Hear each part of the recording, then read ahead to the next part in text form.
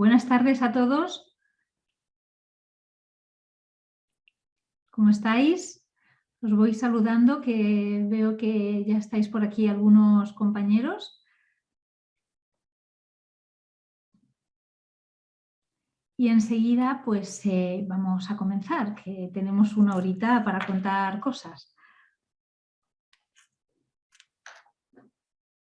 Hoy vamos a hablar, como todos sabéis, supongo todos los que estáis aquí, sabéis que vamos a hablar sobre las empresas que aprenden. Lo vemos en la presentación. Oye, ¿cómo es esto de las empresas que aprenden? ¿Y cómo surge este concepto? ¿Y por qué surge este concepto, ¿no? Y dentro de eso, pues tenemos una herramienta, algo que cada vez escuchamos más. De todos de los compañeros que estamos hoy aquí, pues lo mismo hay de distintas disciplinas, pero a los que yo conozco, que algún nombre me suena, que ya he visto por aquí compañeros a los que conozco, que son más relacionados con el área de recursos humanos, pues la palabra mentoring, la palabra autoaprendizaje, formación, desarrollo, esto ya lo llevamos muy de la mano. Veo ahí a Eric que levanta la mano. Por si necesita comentarnos algo, le podemos quizá abrir el micrófono. Eric, no sé si, o si no en el chat, si quieres un segundo. A ver, hola Eric. Muy buenos días desde Guatemala. Un gran abrazo allá a España. Muy buenos días, Eric. Es un gusto estar con ustedes. Gracias por la invitación y muy buenos días a todos los presentes. Solo quería comentarles que tienen deshabilitado el chat, por eso no podemos intervenir. Está durante la primera fase porque como a veces hay un exceso y no da tiempo al ponente, en esta ocasión a mí, a verlo y no poder ir respondiendo, pues lo que preferimos es ordenarlo de forma que al final ya decimos, oye, ahora ya si queréis intervenimos, charlamos, debatimos, compartimos y ese es el motivo, Eric. Muchas gracias, mi estimadísima, y me siento muy contento de estar con ustedes en este súper interesante tema. Bueno, muchísimas gracias. La que más agradecida por vuestra atención y por estar hoy aquí, por hacer el esfuerzo, soy yo. De manera que muchísimas gracias, Eric, por ese saludo para todos y casi esa introducción, ¿eh? Bueno, pues entonces, nada, vamos con ello. No vamos a hacer esperar. Decía yo, estamos aquí para hablar de empresas que aprenden y dentro de eso, pues cómo ayuda el mentoring cada vez más. Y os decía, aquí he visto antes entre los que estamos aquí compartiendo esta tarde algunos nombres que me consta que están dentro del área de recursos humanos. Bueno, esta palabra de aprendizaje, mentoring, está ya muy en nuestro día a día, pero vamos a profundizar. ¿Qué es lo que puede aportar? En la agenda, lo que vamos a ver hoy, bueno, una pequeña presentación de qué es este objetivo de hoy, lo que vamos a hacer aquí, qué es una organización que aprende, profundizar un poquito más, porque tenemos una hora para hablar de muchas cosas. Los procesos y el autoaprendizaje, a ver qué es esto y cómo lo vinculamos a la mejora continua. El mentoring, por supuesto, y el autoaprendizaje. Cómo es el diseño y el proceso de un programa de mentoring, qué elementos tenemos que tener en cuenta, en qué consiste y cuáles son las fases del programa, del proceso, del diseño, etc. Lo vamos a ir viendo todo.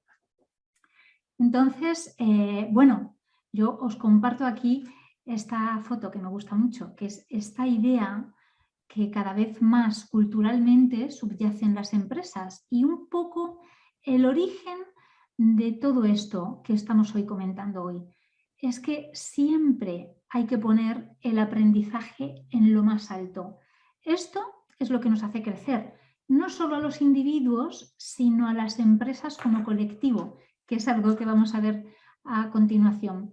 No podemos parar de aprender, porque además, os digo una cosa, y lo vamos a ver también a continuación, todos lo vivís ya, no es algo que nos estemos inventando, vivimos en un mundo absolutamente impredecible, un mundo que nos exige mucho en términos de flexibilidad, de adaptarnos a lo siguiente, aprender rápido, porque hay que adaptarse, aprender a manejar lo próximo que viene. Puede ser tecnología, puede ser una situación. Fijaos lo que nos ha deparado la historia, ¿no? En nuestra generación, en nuestro momento, una pandemia que jamás nadie hubiera podido imaginar. Y no podemos permitir que el conocimiento sea un freno en este sentido. Las organizaciones cada vez más lo saben.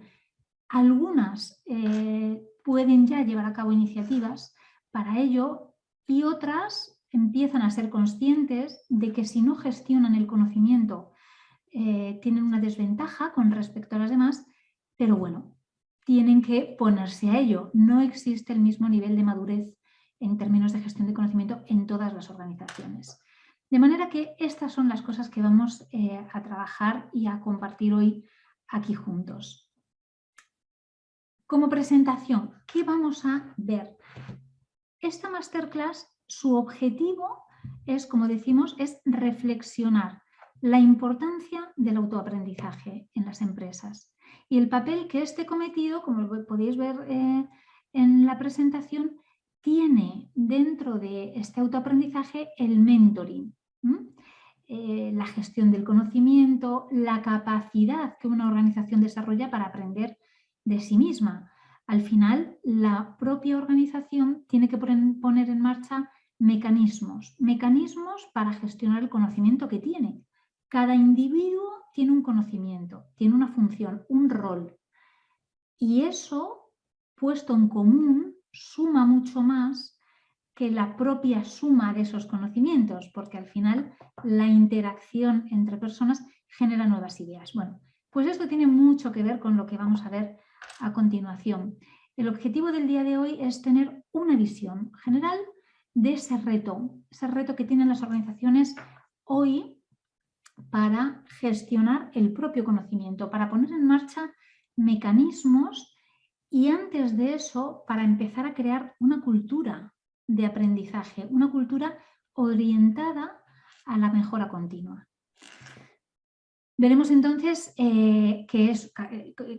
cómo es una empresa capaz de autoaprender. También conoceremos cómo se define un plan de mentoring y cómo se pone en marcha y analizar las ventajas, los beneficios que un plan de mentoring, por si alguno tiene interés en ponerlo en marcha en su organización, ahora o en el futuro, porque ya veremos que no todos los momentos son idóneos para ello. Pues si alguien tiene esa idea en la cabeza, de aquí hoy nos llevaremos un marco general, ¿no? que ya nos sirva, que ya nos sea útil. De manera que, bueno, empecemos. Claro, hasta ahora, y como decía, como aquí hay compañeros que estamos en el área de desarrollo de recursos humanos, tenemos muy en el ADN esta idea del desarrollo personal del individuo. Hemos centrado las personas, la gestión del conocimiento en el desarrollo de cada persona. Por ello, oye, ponemos en marcha planes de formación, identificamos el talento dentro de las organizaciones, ponemos en marcha planes de desarrollo, incluso planes, lógicamente, de desarrollo vinculados a planes de carrera y vamos enriqueciendo nuestra organización, enriqueciendo al individuo, porque al final, cuanto más crecen las personas, más crece la organización. Sin embargo, aunque efectivamente sigue siendo así, es decir, la persona está en el centro, eso es ineludible y es el individuo el que crece, pero sí que ha habido un paso hacia lo que denominamos el aprendizaje colectivo. ¿Y qué es esto del aprendizaje colectivo? Pues lo que hace unos minutos os decía así muy de puntillas, es que la propia interacción entre las personas genera más que lo que cada uno sabe. El hecho de que uno cuestione a otro o el hecho de que una persona con su propio conocimiento, con su propio bagaje, su propia experiencia, desde su rol dentro de la organización, le cuestione o haga preguntas que puedan hacer reflexionar a otro cuando comparten puntos de vista, cuando intentan solucionar algo juntos, hace que la suma de eso sea más que dos, ¿no? Bueno, pues esta es la idea del aprendizaje colectivo y las organizaciones, lógicamente, pues lo han captado. A partir de ese momento, claro, cada vez más, como os decía, las empresas pues ponen un gran interés en esta idea de crecer juntos, de aprender unos de otros y sobre todo en el hecho de las oportunidades que nos podemos estar perdiendo no haciéndolo. En términos de eficiencia, cuando hablemos de procesos lo vamos a ver.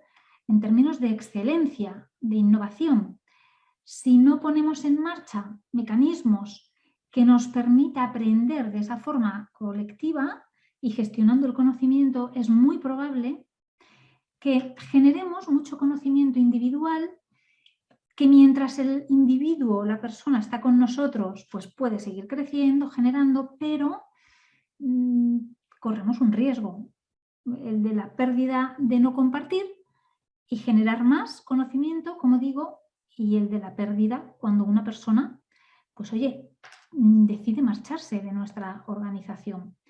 De manera que, bueno, tenemos entonces hasta ahora esta idea del desarrollo de la persona, en la que, como os decía, pues pensamos en su conocimiento, su aprendizaje, la experiencia de la persona, las competencias, las habilidades, todo eso que al final me dice, oye, la suma de las habilidades de mi gente, al final son las mías como organización, ¿no? Y eso es pues ese planteamiento del desarrollo de seguir generando aprendizaje desde el individuo. Eso está muy bien, ahí ya hemos crecido mucho, la mayoría de las empresas, bueno, yo diría que todas, luego unas tienen más recursos, otras menos, pero se es muy consciente de este hecho, ¿no? Cuanto más preparadas tenga yo a mis personas, las que hacen crecer mi organización, las que llevan a la organización a cumplir objetivos, pues mejor para mí como empresa, ¿no? Bueno, pues el paso siguiente es, como os digo, esta idea de la organización que aprende. La organización que aprende es aquella organización que se piensa y se organiza de un modo que pueda anticiparse. De manera que puede, por un lado, anticiparse y por otro lado, reaccionar si no nos ha dado tiempo a anticiparnos a todo y responder ante los cambios. Hablábamos antes, el reto que nos ha puesto la humanidad delante, ¿no? Con la pandemia, algo imprevisto absolutamente que hemos vivido, porque os digo yo aquí, las complejidades, los cambios, las complejidades y la incertidumbre. Vivimos en un mundo de muchísima incertidumbre, donde lo que conocemos hoy no nos sirve siempre, sabemos que no nos va a servir siempre. Lo que ya no sabemos es cuánto tiempo nos va a servir y cada vez esos tiempos son más cortos, cada vez tenemos que ser más flexibles en esa adaptación de cambio, ¿no? Por eso la necesidad que las empresas tienen de aprender a gestionar este mundo dinámico en el que vivimos. Para ello es fundamental aprender de forma colectiva y se tiene que transformar a través de mecanismos, etcétera, poniendo mecanismos de control y mecanismos, procesos, flujos que nos ayuden a gestionar y a utilizar mejor el conocimiento que tenemos. Que la cuestión es, y es en lo que las empresas han caído, si el conocimiento está, pero estamos utilizando muy poco. Cuando el conocimiento no se comparte, pues se utiliza el 1 más 1 más 1 más 1. Pero ¿cuántas veces nos hemos encontrado? Todos o muchos de nosotros ya estamos en organizaciones y de pronto pues descubrimos que en otro departamento se hacía algo que a mí también me es útil y yo no sabía que era así. Bueno, pues situaciones como esta son las que hace que sea una evidencia, nos demuestra que tenemos que aprender y que tenemos que avanzar en esta idea del aprendizaje organizativo. De manera que al final podemos pensar que una de esas formas para aprender, y cada vez más, es el análisis, el registro para la búsqueda de la solución y luego la comunicación. Esto es lo que podemos llamar la gestión del conocimiento. Desde el punto de vista de los procesos, que os decía yo antes, oye, es que hay una parte dentro del análisis de procesos muy fuerte en el autoaprendizaje. Y cada vez más las empresas demandan, porque está muy relacionado con la eficiencia, esa parte de revisar, repasar, analizar bien los flujos, los procesos que tenemos en nuestra organización, es decir, oye, ¿cómo hacemos las cosas? ¿Cómo se están haciendo hasta hoy? Porque en ese análisis, normalmente, cuando se analizan flujos, por un lado, procesos, y cuando se analizan también los puestos de trabajo, no todo es congruente. Es decir, no todo lo que se dice al dibujar un flujo se refleja en la realidad. Nos encontramos muchas veces, para aquellos que estamos en este área, ¿no? En el área de los recursos humanos y especialmente desde la consultoría, cuando nos piden proyectos de análisis de procesos, pues a veces pasa que ni siquiera están dibujados. Los procesos están ahí porque las organizaciones se mueven en el día a día y casi todo está procedimentalizado, con lo cual los procesos existen. Ahora, si están ordenados, si no están ordenados, si podrían ser más eficientes, si podemos, eso ya es otra cosa. De manera que del análisis de procesos para buscar eficiencia, que como os digo es una petición que cada vez es más común, lo que sucede es que se suelen encontrar muchas claves, muchos puntos de mejora. Bien, esto está muy bien, porque tú tienes una persona externa que va con su lupa, ¿no? Esta lupa que os pongo yo aquí, y hace ese análisis y dice, oye, mira, lo que yo identifico es que el proceso es este, y oye, esto es estupendo, porque una empresa que ya tiene esa, digamos, iniciativa, ¿no? Esa proactividad para analizar cómo se están haciendo las cosas, ya es muy positivo, en el sentido de que ya está dispuesto a escuchar, a cuestionarse. A veces, cuando las empresas empiezan, cuando estamos teniendo un crecimiento muy grande en una organización, pues nos enfrentamos en el día a día a situaciones que no nos habíamos encontrado hasta ahora, de manera que resulta que la tarea nueva para responder a esa situación cae en algún sitio. Y de momento, pues oye, nos está funcionando, lo dejamos ahí y vamos haciendo.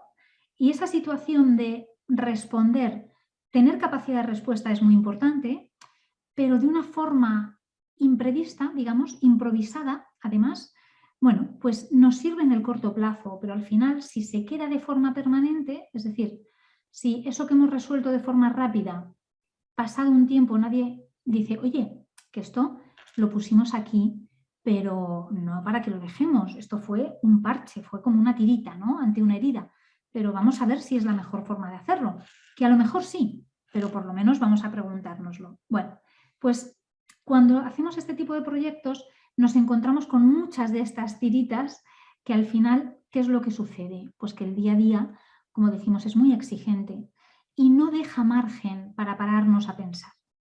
Y esta es una de las grandes cuestiones.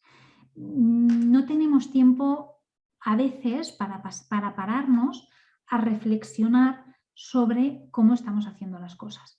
Cuando viene un ojo externo, pues me puede ayudar. Entonces decimos, pues mira, vemos esto aquí, este elemento aquí, quizá confluye mejor si está en este otro área, porque se genera esta otra sinergia. Esto que nos han contado que es de esta forma nos genera dudas. Además, luego no lo vemos claro en la descripción de puesto. Bueno, pues estos elementos en ese momento están muy bien, porque lo ponemos encima de la mesa. Casi siempre se encuentra solución y se hacen cambios para darle solución a casi todo, pero lo realmente interesante no es esto. Lo realmente interesante es que cuando nos paramos a reflexionar, bien con ayuda externa o bien por iniciativa propia y si tenemos los recursos internamente, Una vez que hemos identificado que efectivamente se producen estas situaciones, y si analizamos, y a estas situaciones, en esta foto que os pongo aquí, la podemos denominar problema en ocasiones, porque una falta de eficiencia no lo estamos siendo conscientes, pero puede estar, es un problema al final, no nos permite ser todo lo buenos que podemos, ¿no? Bueno, si llegamos a esta conclusión a través del análisis, que hemos llegado a una situación donde hay bastantes cosas que mejorar y tenemos esa proactividad para mejorarlas, hombre, lo interesante es que a partir de ahora, y aquí viene el primer paso de la organización, que aprende, porque la que observa es esta que analiza y busca una solución. Y esto está muy bien, ya es un paso, como digo. Pero la que aprende es la que una vez hecho eso, dice, bueno, ¿y ahora cómo vamos a hacer? ¿Qué procesos, qué mecanismos vamos a poner en marcha para que cada vez que damos, por ejemplo, una respuesta efímera, no permitamos que se quede de forma permanente y finalmente se convierta en un problema futuro? ¿O qué vamos a hacer para identificar lo que ha tenido que venir a hacer una persona externa o ahora que nos hemos parado? Cada vez que identificamos que puede haber algo que no está funcionando bien, una cuestión de comunicación, un problema de discoordinación, algo que está generando incidencias repetidas, ¿qué mecanismo vamos a poner en marcha para que se genere, pues lo que podríamos llamar, oye, una comisión para solucionar estas situaciones o un comité que analiza rápidamente, que reacciona ante esta situación? Es decir, que alguien levante la mano y a partir de ahí se ponga en marcha un mecanismo que ofrece una solución, que probablemente al inicio cueste algo más, pero desde el momento en el que se empieza, como cada solución es una buena práctica, porque cada problema o conflicto que hemos conseguido resolver se convierte en un caso de éxito. De manera que cada una de esas situaciones se convierten en posibles pautas a futuro, en experiencias que nos ayuden en las próximas situaciones. De manera que ya tenemos un primer, digamos, ejemplo de una primera aproximación y un primer ejemplo práctico de lo que puede hacer una organización para convertirse en una organización que autoaprende, que es justamente analizar, identificar los problemas rápidamente o aquellas cosas que sabe que de alguna forma a veces no genera un problema, a veces no nos genera un problema directo con un cliente que nos llama, pero intuimos que las cosas podrían funcionar mejor. Seguimos creciendo, pero ¿de verdad todo lo que podemos? Los clientes nos dicen que están satisfechos, pero ¿somos excelentes? Si somos una organización con orientación a la excelencia, nos tenemos que convertir sí o sí en una organización que aprende. Ninguna organización orientada a la excelencia puede ser una organización que no aprenda de sí misma. Es un requisito sine qua non. De manera que al final, en esta foto lo vemos, es una organización que se construye entre todos. Y este es el ejemplo más gráfico, ¿no? Ver distintas personas moviendo cosas, ayudándose, compartiendo una experiencia, a veces difícil, ¿no? Aquí tenemos al señor que empuja la pieza azul como con esfuerzo, como diciendo, uy, esto aquí no entra, pero entre todos, solo así, aprendizaje colectivo, somos una organización que aprende. Si no, seguiremos, oye, en ese otro modelo, el de aprenden los individuos, desarrollamos a los individuos, eso está muy bien, nos ha funcionado hasta ahora y nos sigue funcionando, pero estaremos perdiendo. Es solo que seamos conscientes de que estaremos perdiendo oportunidades de ser mejores, de aprovechar nuestro propio conocimiento, de exprimir al máximo lo que ya tenemos, que lo tenemos en casa, digamos, y quizá no le estamos sacando el máximo producto. Bueno, de manera que vamos a ir viendo algunas características que cumplen, que tienen las empresas que las organizaciones que aprenden. Es aquella que se sabe que vive en esta cultura de la que estamos hablando, la cultura de la mejora continua, la cultura de siempre se puede hacer mejor.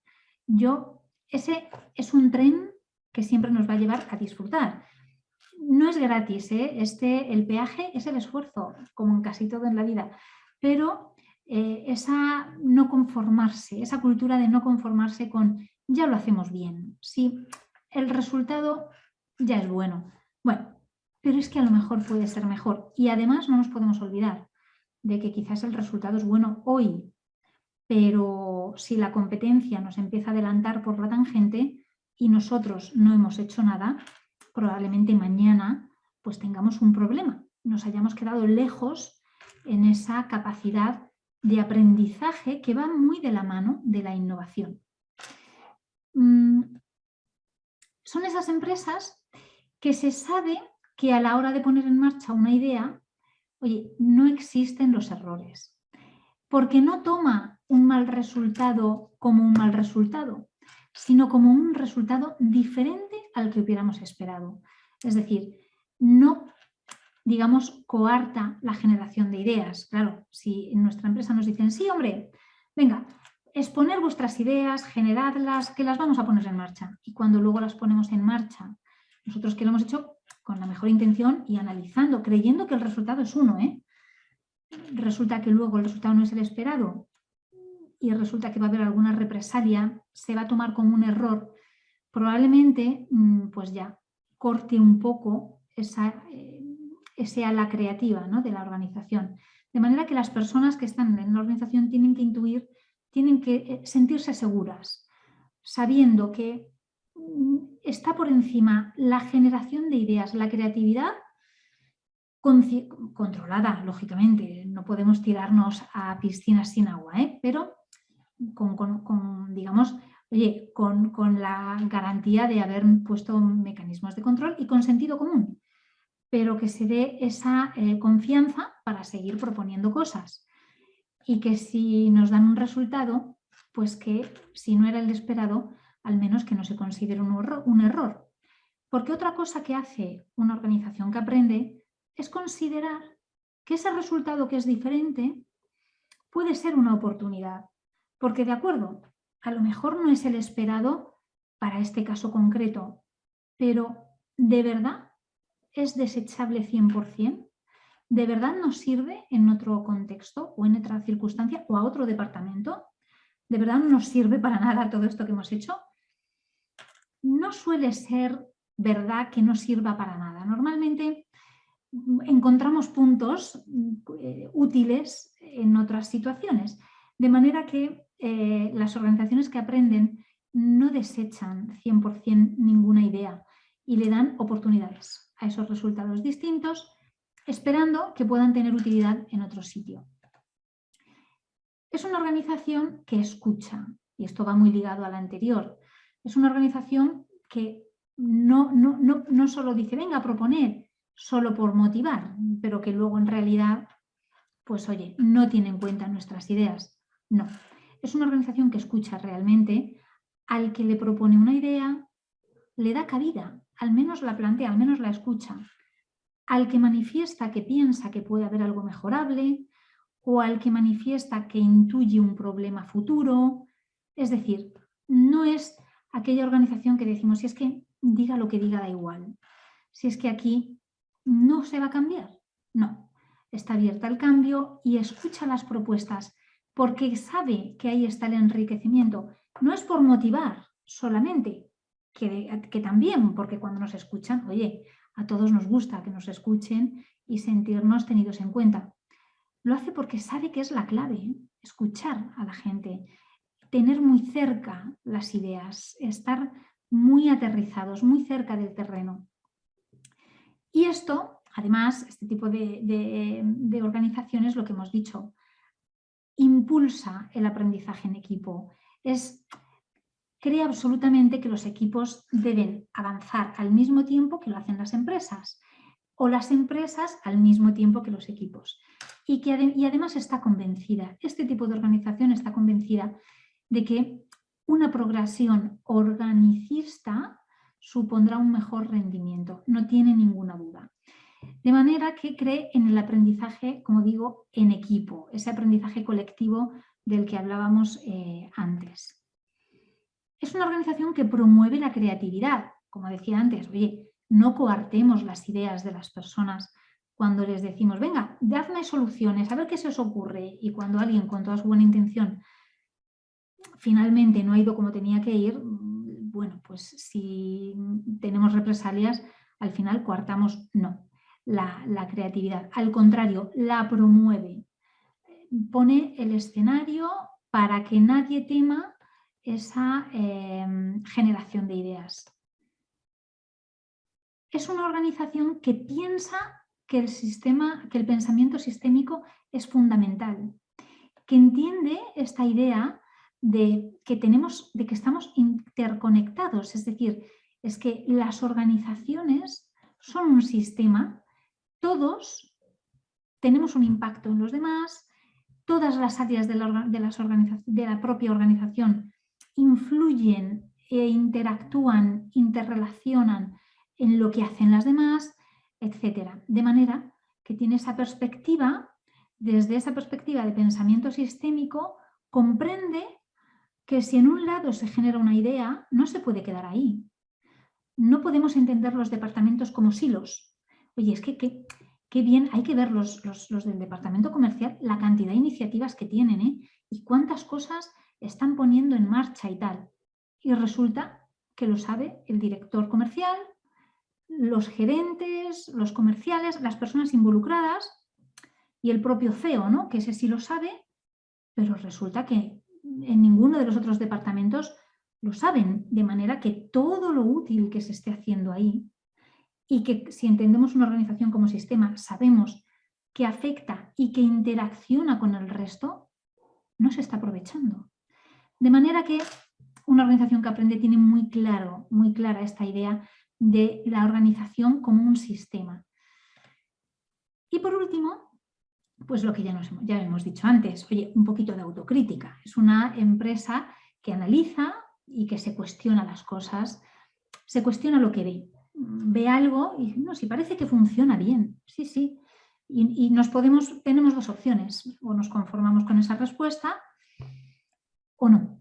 O decimos, ¿y si se podría, y si existe, si se pudiera hacer de otra forma? ¿Se podría hacer esto de una forma distinta con un resultado aún mejor?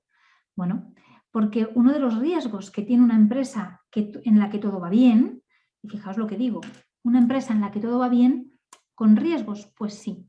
Uno de los riesgos que asume es pensar que no tiene que hacer nada más y quedarse en un plano que hoy es de ventaja probablemente y en un tiempo cada vez más corto probablemente de desventaja, porque no habrá tenido nada, no ha sentido nada que le rete, no ha tenido ningún indicio de que algo va a ir mal. Y actualmente todos sabemos que tenemos que tener muy cerca, muy de la mano el pulso del mercado. Tenemos que saber lo que se está haciendo en la competencia, tenemos que adelantarnos. ¿Qué está pasando en la sociedad? ¿Cómo se está comportando el consumidor? ¿Cómo se está comportando mi cliente? ¿Cuál va a ser su necesidad? No la de hoy, la que yo le cubro muy bien, si esa se la cubrimos fenomenal, pero ¿y la del futuro? Y en ese sentido, pues no podemos quedarnos así, esperando que, bueno, que como las cosas van bien, no me cuestiono nada, no me hago ninguna de estas preguntas y ya cuando empiezo a perder clientes ya empiezo a preguntarme.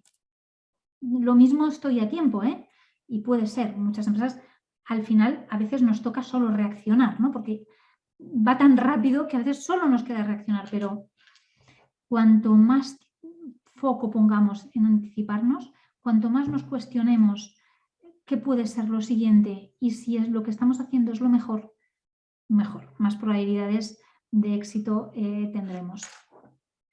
De manera que, oye, nos hacemos un poco una idea ya de qué es una organización que aprende. Y en todo esto yo os ponía pues dos ejemplos que pueden ayudar de una forma muy gráfica a establecer esos mecanismos de control, que son, como os decía, los procesos y ahora a continuación vamos a ver también el mentoring.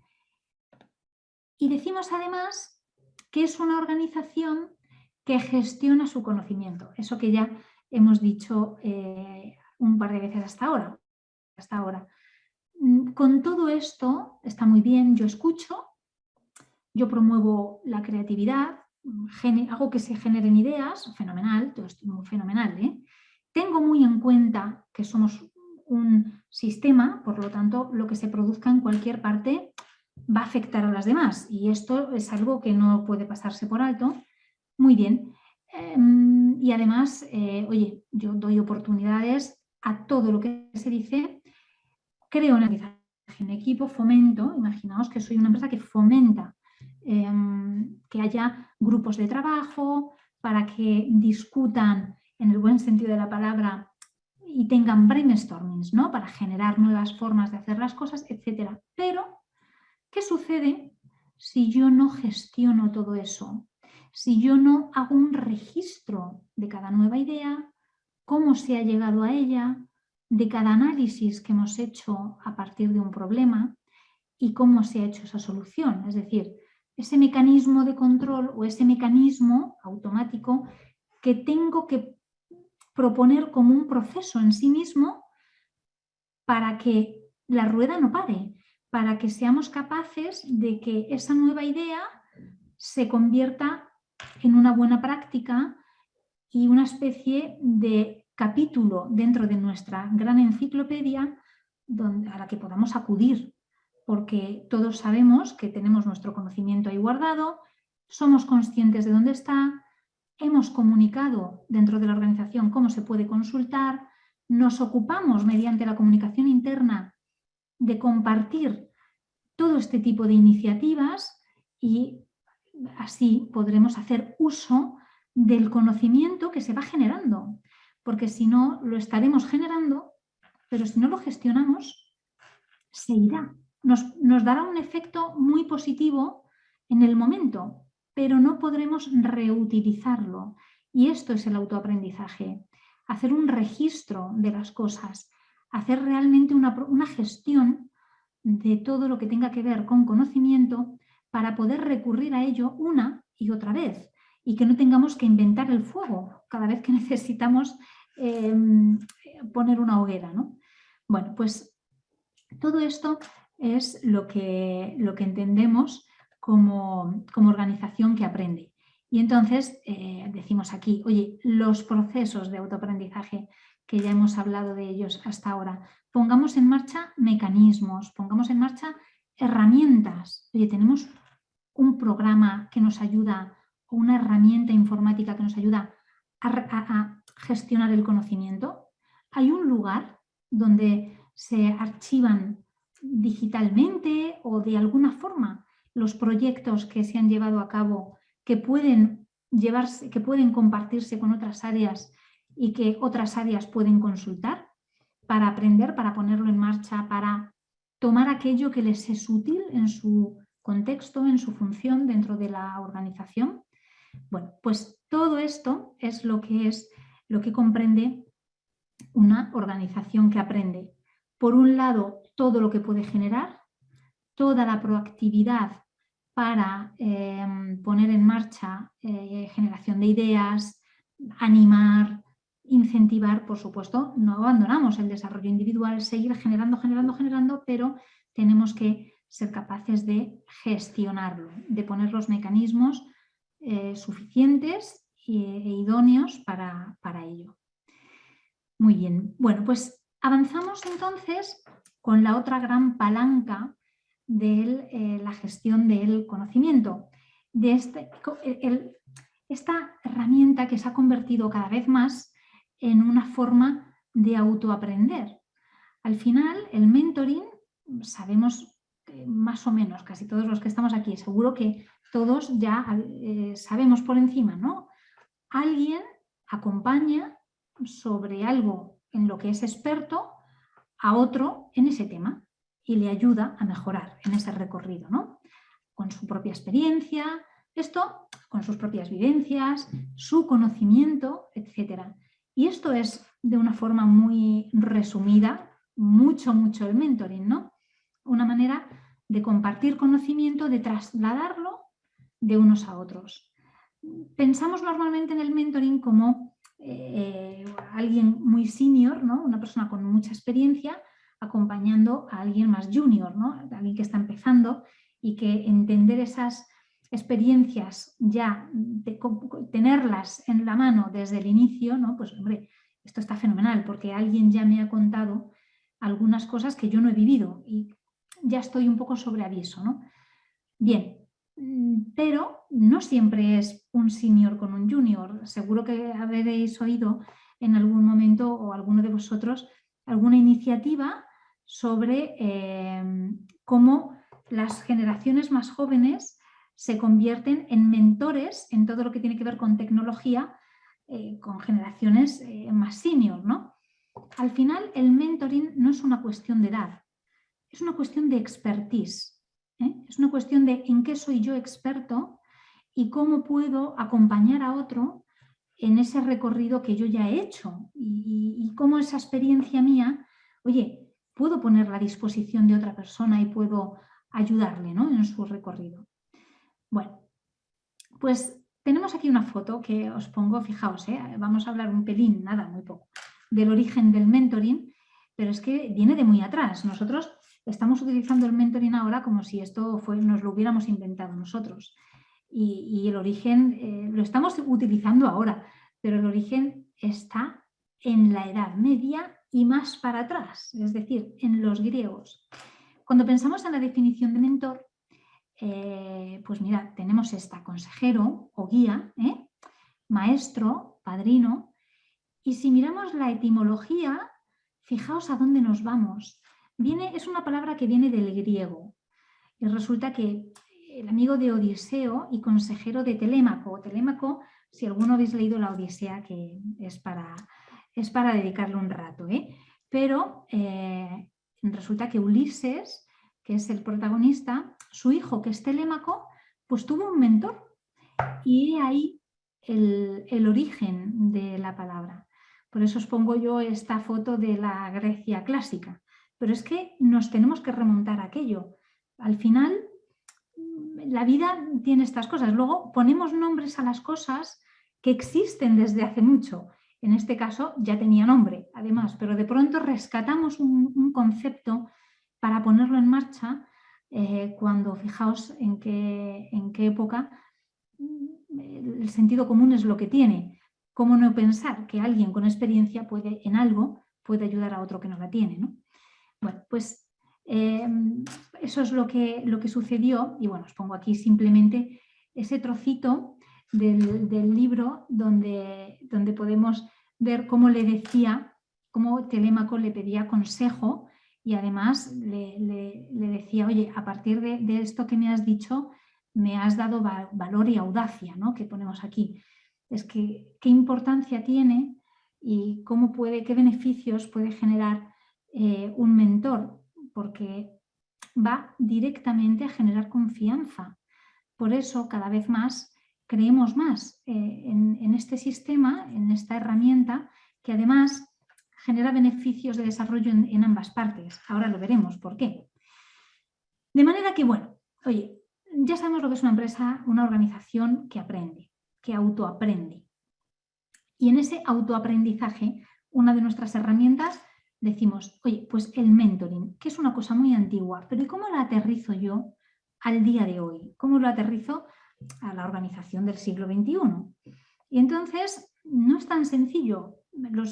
Claro, los que lo conocemos vosotros ahora, ¿no? Decís: uy, yo esto tengo unas ganas de llegar a una empresa y ponerlo. Es que mañana mismo en mi organización, en mi compañía lo voy a comentar.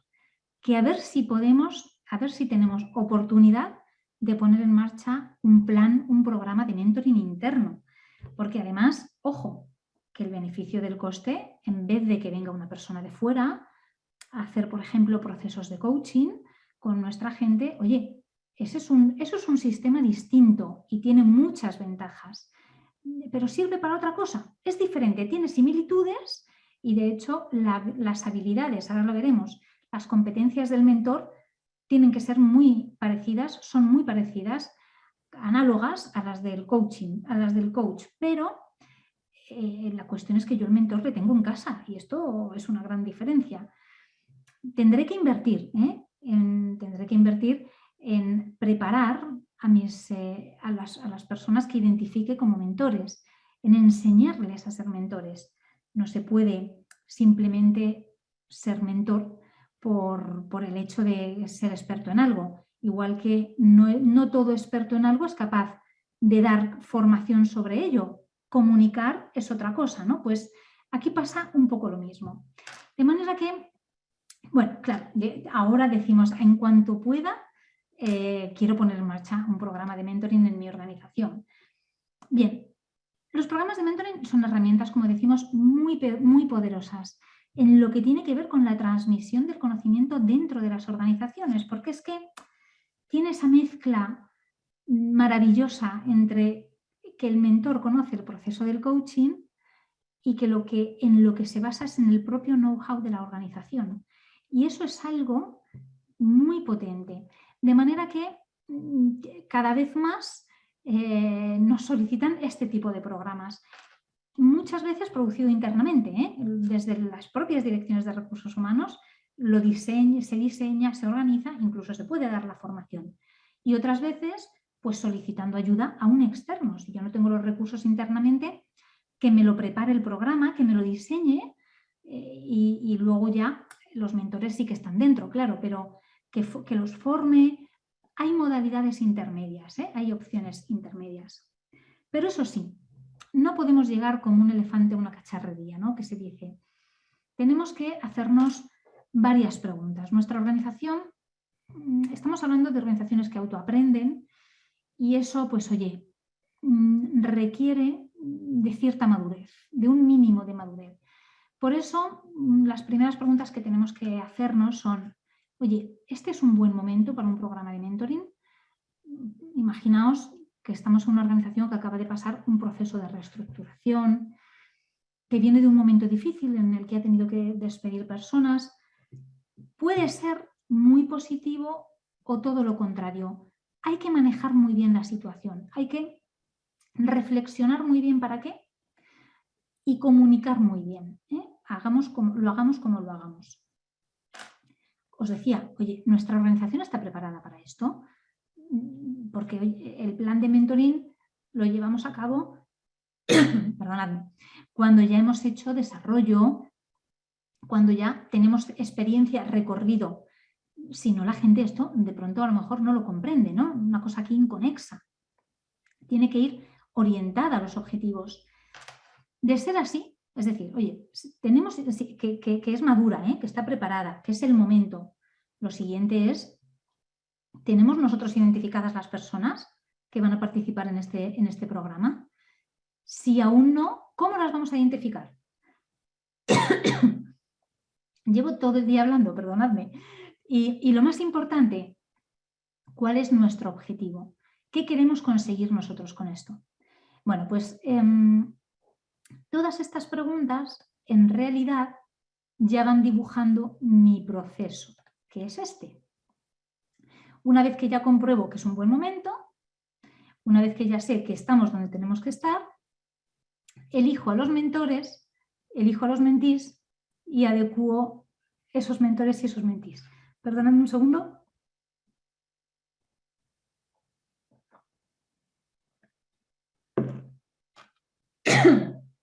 Vaya, que quería yo forzar el habla. Bueno, de manera que estamos en nuestro diseño del programa de mentoring. Esta foto a mí me gusta mucho porque vemos ese escalón, ¿no?, de diferencia en el conocimiento que una persona tiene sobre algo con respecto a la otra y cómo le da la mano. Y esa es la imagen. De manera que, oye, primero tenemos que identificar a estas dos personas. Tenemos que saber... os voy a dar paso, y luego sigo. Tenemos que saber cómo identificar, fundamental, a quién va dirigido y quiénes van a ser los que van a acompañar. Esta segunda fase del proceso, que la pongo aquí en segundo punto. La adecuación mentores y mentees es fundamental. En esto, si lo hacemos internamente, si somos las personas de recursos humanos de la organización, tenemos que hacer un ejercicio de reflexión bastante fuerte en encontrar una fórmula que nos ayude a poner los tipos de personas con los tipos de personas que mejor casan. Es decir, hay herramientas, por ejemplo, DISC u otras, o un test de personalidad, o alguna herramienta algún punto de evaluación por el que necesitemos poder casar a cada mentor con su mentee idóneo y viceversa. Oye, si una persona es, ahora os pongo un ejemplo que me vais a entender muy bien, una persona que es muy directa, ¿no?, en su comunicación, con poca paciencia o muy dura, que es muy experta y que es que queremos que sea mentor, le vamos a preparar para ello, pero tiene esa forma de dirigirse, no le podemos poner con un mentee que sea muy sensible o que esté en un momento un poco delicado o que sea muy junior, demasiado joven, ¿no?, que le asuste, que le apabulle un comportamiento así. Será mejor buscar para ese mentee un mentor que tenga la misma experiencia, pero que sepamos que a lo mejor tiene más paciencia o que tiene un approach, digamos, una aproximación, un acercamiento a la persona diferente. Bueno, pues esta adecuación es fundamental porque nosotros, como recursos humanos y como responsables de que el programa tenga éxito, tenemos que garantizar que las relaciones funcionan. Y claro, garantizar esto es mucho decir. De manera que tenemos que intentar, al menos en este sentido, anticiparnos y poner en parejas a aquellas personas que intuyamos que bien por el momento profesional, bien por el expertise que cada uno tiene, o por el carácter, o por la forma de ser, lo que cada uno ha vivido, etcétera, mejor casa, ¿no?, mejor encaja. Bueno, pues este ejercicio, la adecuación, es una de las fases del proceso en el diseño del mentoring que más tenemos que tener en cuenta. A partir de ahí, la comunicación. La comunicación a todos los mentores y todos los mentees. Y dentro de eso, explicar muy bien el rol de cada uno de ellos. Y el objetivo. ¿Cuánto de bueno les va a traer este programa? ¿Por qué la organización ha decidido en este momento ponerlo en marcha? ¿Qué es lo que cree que va a aportar a él y a la organización? ¿Cuánto tiempo va a durar? ¿En qué consiste? ¿Qué se les va a formar? Que antes de empezar el proceso, porque un proceso de mentoring es como un proceso de coaching, tiene unas fases y tiene unos tiempos, de manera que estas dos personas van a estar trabajando juntas durante 6 meses aproximadamente. Si lo convertimos en un proceso de unas 6 sesiones, que podría ser, ¿no? Bueno, de manera que tanto a uno como a otro hay que comunicárselo y explicárselo muy bien. Después, formarles, como os digo, es imprescindible y aquí es donde más nos pueden ayudar externamente, o si nosotros tenemos la capacidad para formarles a cada uno de ellos en las habilidades del coach, especialmente al mentor, fenomenal. Porque las habilidades, como os digo, son análogas, ahora lo vais a ver, ahora lo vamos a ver. Pero al mentee, es decir, al que lo recibe, también hay que formarle. Hay que formarle para explicarle en qué va a consistir y cuál es su parte del trato, porque supongo, para los que ya sabéis lo que es el coaching también, pues sabéis que al final entre el mentor y el mentee hay un acuerdo, ¿no? De, oye, yo me comprometo contigo en todo esto y tú te comprometes en todo esto, a todo esto otro. De manera que tenemos que formar ambas partes para que ambos tengan claro en qué consiste. ¿Vale? Muy bien. Bueno, vamos a ir avanzando. Oye, que es que llevamos juntos ya casi 1 hora. A mí es que se me pasa muy rápido cuando estoy aquí con vosotros. Pero que se nos quede este proceso, esta imagen, podríamos decir que es una estructura para diseñar un programa de mentoring, internamente. ¿Cuáles son esas habilidades en las que tenemos que, esas competencias, formar al mentor? Si nos vamos, por ejemplo, a la EMCC, que es la European Mentoring and Coaching Council, y es una de las organizaciones que está ahora mismo trabajando más en que las formaciones en mentoring y los programas de mentoring sean profesionales, etcétera, garantizar calidad, etcétera, pues nos dice que las competencias son estas. Primero, comprenderse uno mismo. Eso es fundamental. Eso es como cuando uno empieza un proceso de coaching o cuando uno aprende a ser coach. Lo primero es pasar tu propio proceso. Comprenderte muy bien, porque desde ahí es de donde tú vas a acompañar. Después, el compromiso con el autodesarrollo, porque en este camino yo, mentor, también crezco. Y me comprometo con esta parte para dar lo mejor de mí. Por supuesto, me tengo que ocupar muy mucho en construir la relación. Tengo que invertir todo lo necesario para que la relación vaya de forma positiva y construir una relación sana, constructiva, valga la redundancia, de manera que esta es otra de mis competencias como mentor. Además, tengo que facilitar la comprensión y el aprendizaje. Yo me tengo que asegurar de que de alguna forma lo que pienso, lo que puedo transmitir, realmente se comprende. Y me aseguro de que se aprende, que no es lo mismo, porque aquí hoy estamos hablando y estamos compartiendo conocimientos, pero luego hay que garantizar que eso nos lo llevamos a casa y lo aterrizamos, lo aplicamos en el día a día. Bueno, pues el mentor, que además está dentro de la organización, tiene que facilitar ese aprendizaje, tiene que allanar, poner el caldo de cultivo, ¿no?, que decimos, para que el aprendizaje se produzca. Bueno, orientado a resultados y acciones. Claro, esto, si un proceso de mentoring, igual que un proceso de coaching, está orientado absolutamente a conseguir un objetivo, de manera que no puede ser de otra manera. El mentor tiene que sentir como su propio objetivo que el mentí lo alcance, de manera que tiene que tener esa orientación a resultados y a las acciones que le mueve a no cesar. Oye, yo te acompaño y si de esta forma que hemos probado no ha funcionado, vamos a ver de esta otra. Perseverar, persistir, tener orientación a resultados. Si tengo que usar modelos y técnicas para ayudarme en ello, bueno, pues lo hago. Intento tener en mi mano distintas herramientas para compartir con mi, digamos, con mi mentí, ¿no?, con esa persona a la que estoy acompañando, y las comparto con él para ayudarle lo máximo posible. Y por último, lo evalúo. ¿Y por qué evaluamos? No pasa nada, no evaluamos, no hay que, digamos, hacer un examen a nadie.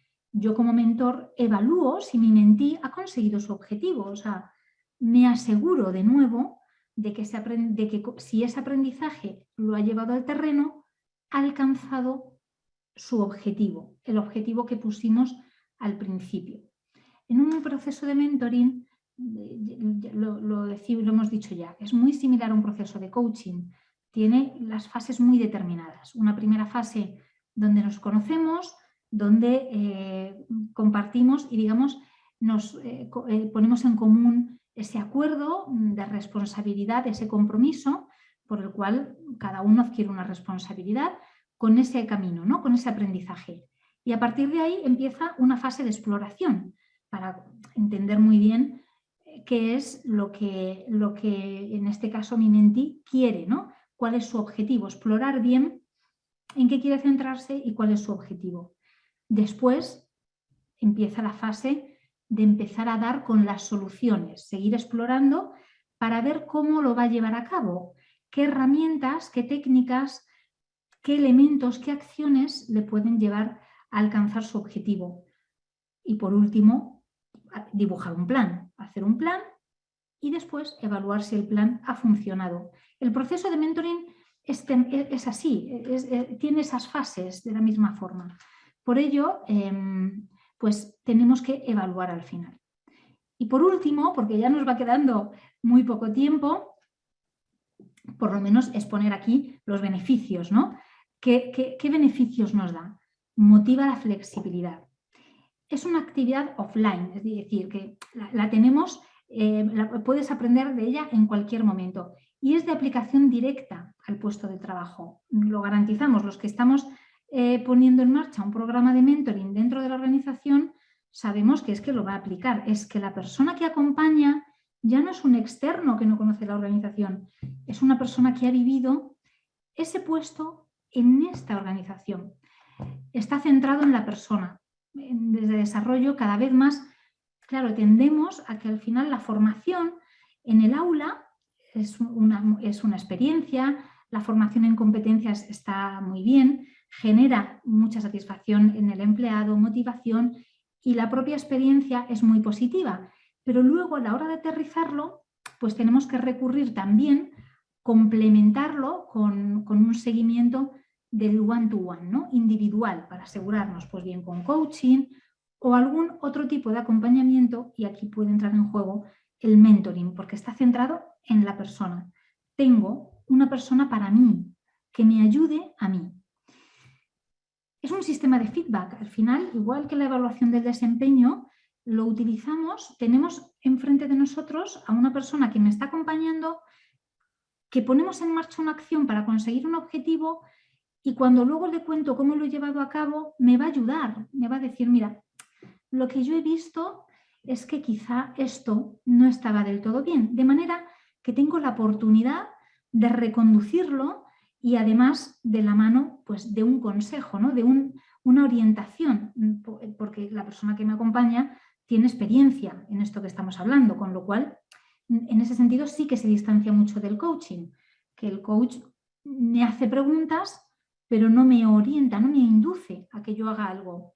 El mentor sí que pone a mi disposición su experiencia.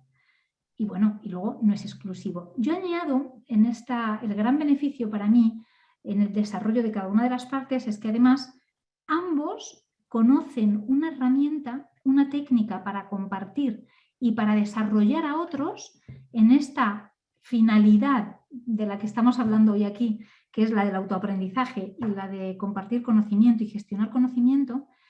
Las personas que tú involucras en un programa de mentoring se convierten en personas que manejan la técnica del desarrollo de personas. Porque una persona que conoce el proceso de coaching y cómo ayudar a otro y cómo le acompaña para conseguir un crecimiento o un objetivo, es un desarrollador de personas. De manera que al final, cuando tú, imaginemos, ponemos en marcha un programa de mentoring dentro de una organización donde participaban 10 mentores, 10 mentees, cuando termina el programa no solo tienes 10 mentees acompañados, en los que te has centrado en su desarrollo y que ahora saben más porque han aprendido del mentor. Tienes a 20 personas que han aprendido una técnica de desarrollo, de las más potentes de las que disponemos hoy por hoy en el área de desarrollo en recursos humanos. Con lo cual, bueno, pues ya me diréis, solo tiene ventajas. Requiere esfuerzo, eso sí, y requiere hacerlo con mucho sentido común, momento adecuado, comunicar mucho, convencer a todo el mundo primero, hablar, convencer a todos de los beneficios, tener de nuestro lado, por supuesto, a la dirección general y al resto de direcciones, que todo el mundo crea en ello, pero bueno, eso es una función de recursos humanos. A todos los que estemos aquí, que trabajemos, que nos dediquemos al desarrollo, esta cosa de convencer de cuánto de positivo tiene no es nueva. De manera que, bueno, pues esta es una más. Hasta aquí, y ya vamos casi corriendo, pero no quiero que consumir yo todo el tiempo porque me gustaría, si alguno queréis comentar algo, bien a través del chat o comentar, compartir alguna experiencia, pues me encantaría escucharos.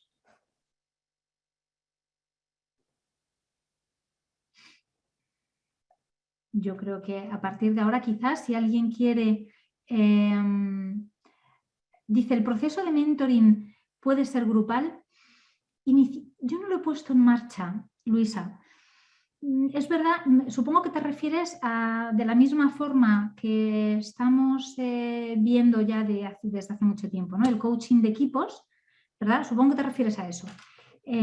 Si también se puede llevar a cabo, claro, un mentor a un grupo de trabajo, quizá, desde luego, te digo, se podría convertir en alguna especie de masterclass. Y yo te diría, con el tiempo, es decir, un mentor que ya ha pasado y ya sabe lo que es el mentoring, ya sabe lo que es el desarrollo de personas y si maneja muy bien un aula, ¿no? Cómo es sentarse en un grupo y lanzar las preguntas adecuadas y la mecánica del desarrollo de competencias, pues oye, quizá ahí podemos ponerlo en marcha. Pero a priori, y si no ha pasado antes por ese proceso, yo no lo aconsejaría, me parece arriesgado. Sin embargo, te diré que me parece interesante lo que propones y que creo que como próximos pasos a una propia experiencia interna de organización con respecto al mentoring, podría ponerse en marcha iniciativas de un mentor compartiendo conocimiento con otros. Desde luego, lo recojo yo también, ¿eh? Una buena idea para tratar con cuidado, te digo. Nos dice Luis Antonio, buenos días, ¿cómo afectan los procesos de digitalización o transformación digital en las empresas y los procesos de mentoring? Bueno, no sé si te refieres con eso, porque directamente en el proceso de mentoring puede ser que un mentor que está en el otro lado del mundo, pues fijaos, puede trabajar en su proceso como mentee en cualquier momento. Desde luego lo hace mucho más flexible y esto ayuda porque, claro, al final tú estás poniendo a dos personas de tu organización que ya sabemos de partida que tienen poco tiempo y mucho trabajo pues, en contacto, y si ambos tienen que cumplir con el compromiso, a veces pasa que el que tiene más experiencia suele ser pues, aquella persona que ya dirige un equipo, que tiene mucha responsabilidad y entonces no tiene demasiado tiempo. Y en este sentido la digitalización permite mucha flexibilidad, permite que nos sentemos a charlar un rato, oye, mira, a las 9 de la noche ya tranquilamente, porque al final pues es una conversación para compartir, para escuchar, no es tanto una formación, al final es una conversación que tú sabes que tiene un objetivo y que tú sabes que va a ayudar a otro, ¿no? Pero lo puedes manejar mediante un teléfono y si te puedes ver mucho mejor, ¿no? No sé si va orientado a eso la pregunta, Luis Antonio, creo, y desde luego en la gestión de conocimiento, entendida como registro de iniciativas, proyectos, best practice, etcétera, sin duda, tiene mucho impacto y muy positivo. Claro, dice María Cecilia, ¿y cómo se lleva a cabo en un modelo de trabajo híbrido? ¿Funciona? Creo que sí. Creo que sí puede funcionar, igual que sabemos ya que funciona la formación. Al final nos hemos acostumbrado un poco a marchas forzadas, pero la pandemia nos ha obligado a familiarizarnos mucho con la pantalla. Yo no sé si os pasa a vosotros, pero yo me siento cerca de vosotros. Si os viera la cara a todos y especialmente si fuéramos uno y uno, estaríamos charlando aquí como si tuviéramos un café delante. De modo que pienso que sí que se puede llevar a cabo un modelo de trabajo híbrido. Lo que sí será necesario quizás es, si es híbrido, es que lo lleve, digamos, las fases del diseño que tienen que ver con la comunicación, con la formación. Oye, ahí quizá debamos elegir los momentos en los que estén presencialmente para que genere ese espíritu, ¿no? de equipo. Pero dicho eso, creo que hoy ya sí puede funcionar. Quizá hace unos años me lo hubiera cuestionado, pero ahora ya la realidad es muy terca y nos ha demostrado que sí puede funcionar casi todo. O sea que veo por aquí también y preguntaba Cecilia, ¿funciona el mentoring mejor en personas mayores o en jóvenes? ¿O es indiferente?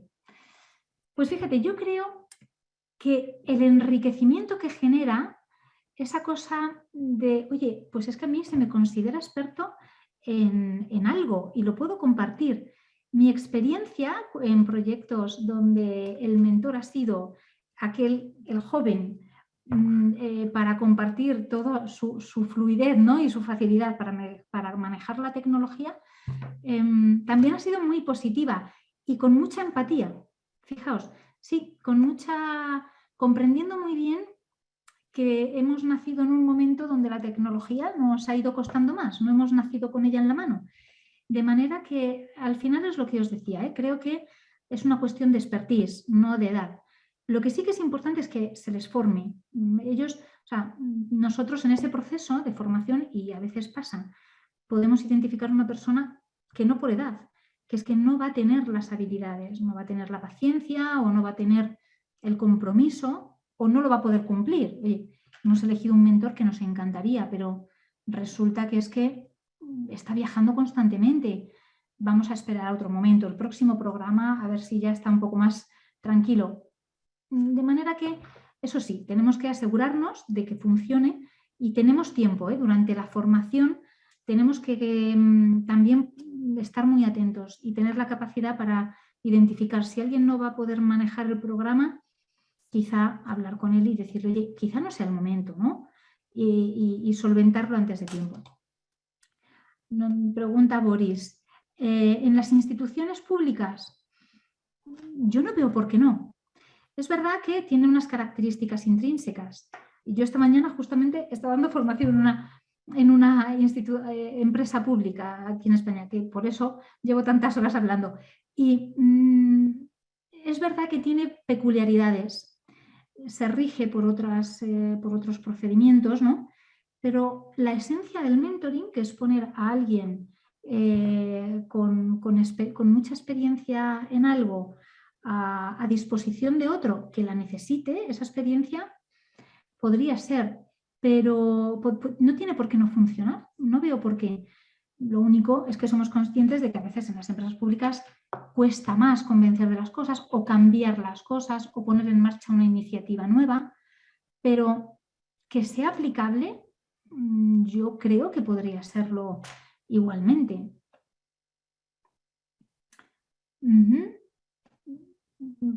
Dice Luis Antonio, me refiero a las prioridades que tienen las empresas y cuánto de importante es el mentoring frente a otras actividades. Vale, Luis, ¿cómo afectan los procesos? Vale, ahora lo comprendo. Pues, hombre, ¿cuánto de importante es el mentoring frente a otras? Yo no creo que tengan que ser incompatibles y si tuviéramos, ojalá no tengamos que elegir, ¿no? Pero yo le daría una oportunidad al mentoring porque nos está demostrando que los resultados son buenos. Tanto el mentor como el mentí elevamos mucho el grado de motivación. Al mentor, es cierto hasta ahora, en el 90% de los casos los mentores son las personas de más edad, aunque, como os digo, hay iniciativas de otro tipo.